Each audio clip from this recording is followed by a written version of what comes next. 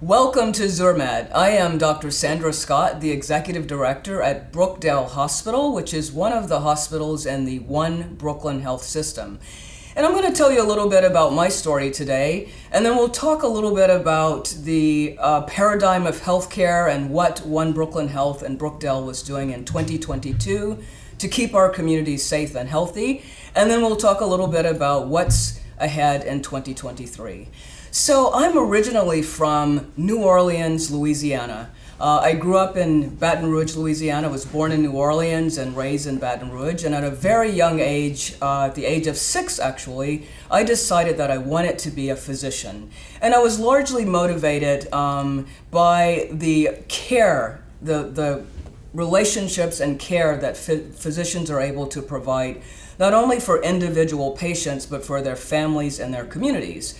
So over time, I went through high school in Louisiana. I went to Louisiana State University, and then was fortunate enough to get into Baylor College of Medicine in Houston, Texas, where I completed my medical degree and went on to do emergency medicine at Boston Medical Center. And from there, I completed emergency medicine and moved to New York City. And over the years in emergency medicine, I became a leader in emergency medicine, effectively a chair or a medical director of several emergency departments. And then in 2018, I joined the One Brooklyn Health family and became the chair of emergency medicine for One Brooklyn Health. Now, not long after I became the chair, we were struck with the COVID-19 pandemic in 2020. And that was a real pivotal moment in my career, because not only was I challenged with making sure that we provided the best quality of care during some very difficult and uncertain times, and I'm sure all of you can attest to how difficult 2020 was, but during 2020, I learned how important it is for hospitals to be integrated, collaborate with our community partners, and to be able to deliver quality care even under the most difficult and uncertain circumstances. So during that craziness that was 2020, I became more and more interested, and I would say also more and more integrated in the workings of the hospital as a whole, right? And really started to see myself as a potential leader of a hospital to help to bring that same dynamic quality emergent care, the same philosophy of providing care for the community, bring that to a hospital as a whole. And I was very fortunate that the leadership of One Brooklyn Health, along with the Board of Trustees, gave me the opportunity to be the executive director at One Brooklyn Health. And so I'll tell you a little bit about what happened, right? So we were in 2020. 2021 was a huge shift for not only One Brooklyn Health and Brookdale, but all health systems across the country really had to start to look at how are we delivering healthcare, how are we keeping our communities safe, and how can we better position ourselves for the infections and climate change challenges, and unfortunate, the violence that's occurring in our communities. How do we better position ourselves in collaboration with the community to deliver better health care? So I'm also sure you're quite aware of all of the focus on health equity. So in 2022, there is an awful lot of attention and focus on how do we provide equitable care to everyone, right? There's no question that everyone deserves quality health care and everyone deserves a chance to live their best life. So here at One Brooklyn Health in Brookdale, we are on the journey, along with, fortunately, many of our other partners, both in the city, the state, the federal government, other health systems, to really take a close look at what can we do to close the gap on health outcomes. So I'll give you an example. In partnership with the City Department of Health, we started to look at some long-standing practices that are pervasive in medicine that position certain groups, particularly Black and brown people, to have different outcomes, right? So for example, there are formulas that are used to determine which patients would go on to dialysis and which patients can go on to renal transplant. And if those formulas are not applied equitably to all people, you can have a population of people that are not put forward for dialysis or put forward for transplant, more importantly, in a timely fashion. So here at Brookdale and One Brooklyn Health, in partnership, like I said, with the City Department of Health, we took a look at our specific formulas around kidney function, and we changed those formulas so that everyone, regardless of your race, the formulas would be applied equitably so that we would be able to position people for renal transplant in a timely fashion. And that's just one of the many changes that have to occur across, not just at One Brooklyn Health, but really all of healthcare to ensure that we're applying equitable care to all of our patients that we serve. So in 2022, really, we were looking at how can we deliver healthcare in a more innovative and accessible way for our communities. And we cannot do that in a vacuum. So we engage our community partners. Community partners, by that I mean grassroots organizations that are run in the community, to have conversations. What can we do better and differently to deliver healthcare to all? An example would be telehealth. So very quickly during 2020, organizations were able to stand up telehealth services that didn't previously exist, and those happened very quickly. And what that allowed was for people to access their physicians, their nurse practitioners, their navigators, and other healthcare providers in a timely fashion without actually having to travel into the health system.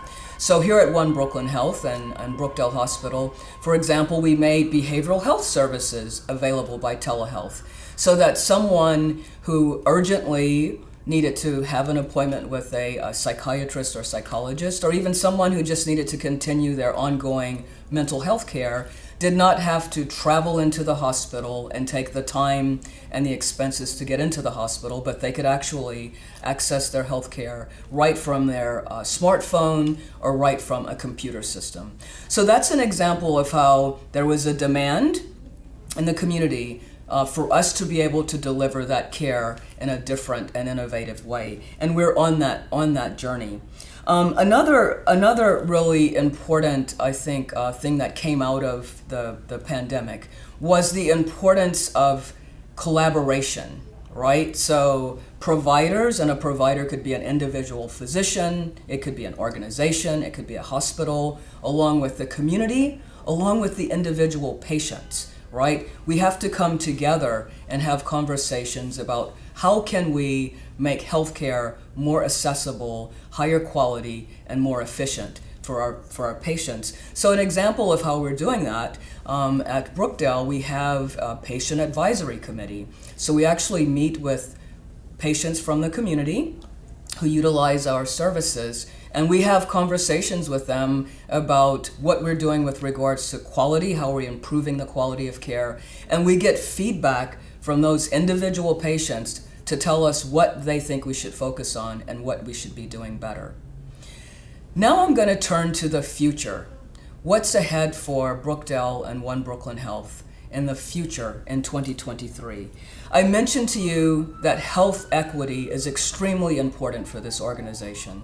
And we've been very fortunate to have Dr. Torian Easterling, who's the first Deputy Commissioner and Chief Equity Officer. He was the first Deputy Commissioner and Chief Equity Officer for the New York City Department of Health. He's joined the One Brooklyn Health family to help us focus on health equity, population health, and also just looking at how we can have strategic partnerships within the community, similar to what I've discussed before, to ensure that we continue marching forward on the journey to improve the quality of care in our communities. We've also continued on that journey of ensuring a high quality patient experience. And really what that involves is not just focusing on the patient, we have to also focus on our employees. Happy employees, happy patients. So we're engaging our employees, our union partners, to have conversations about how can we make the workplace a better experience for our employees? We know that because of the pandemic, there is an increased level of what we call burnout. And simply put, burnout is a result of probably 4 to 5 to 6 factors that really make doing the day-to-day work for a frontline worker difficult. It makes it just difficult for them to have the energy and excitement to come to work, right? And so in order for us to increase the patient experience, we have to decrease burnout, and we have to work with our employees to ensure that the workplace is a fun, exciting, rewarding place to be. That's a continuous journey, right? Because there are different things in the community and the country that really affect people's mental health, including our employees, and so we have to be mindful of that and provide our employees with the support and the tools that they need to do the work so that our patients have the best, most compassionate experience possible. We're also on the journey of increasing the number of patients that we serve in the community. We know the total population that have One Brooklyn Health and Brookdale Hospital available to them, and our goal is to attract those people who are not engaged in healthcare to our system. An example of that would be early detection of cancer. So we know that in our community that we serve, there are a number of cancers that are detected late. And if you detect the cancer late, it makes it much, much more difficult to provide cure so that the patient can go on and live a healthy life and enjoy their family and the benefit that they provide to their family. Another example is heart failure and heart disease. We also know that within our communities, patients seek and receive cardiovascular care late. And what that means is maybe they show up when they have their first heart attack, or they show up when their heart is very weak. We know that we're able to, with the proper engagement very early, detect these heart problems at an earlier stage, provide intervention, which could either be medications, it could be procedures, to allow people to have a longer, healthier lifespan. In addition, we know that primary care, much more primary care is needed in the community, and Brookdale Hospital and One Brooklyn Health is on the journey to expand primary care services. And again, that allows people to get into care early, detect any cancer, heart disease, diabetes, high blood pressure, and provide those interventions early so that they don't get to a point where they actually need dialysis or renal transplant like I spoke about earlier. And then there's the whole challenge of what we call operational efficiency. So that means that when you have an appointment, that appointment starts on time, it's an efficient appointment, you get everything you need, and you get out and you can get on with the rest of your day in a timely fashion. Emergent care, right? Should you go to the emergency department, it's our goal to make that emergency department visit, that urgent care visit, that primary care visit very efficient for you. And then I just want to close by talking about the Kings County grant. So One Brooklyn Health was very fortunate to receive funding from the state government for some investments in our infrastructure and to allow us to upgrade our services. So for example, we opened a state-of-the-art, brand new intensive care unit. It's beautiful, overlooks the city, and it provides the patients a much more comfortable experience when they're requiring intensive care. And we have a number of Kings County grants funded projects that will come to fruition over the next year and a half or so.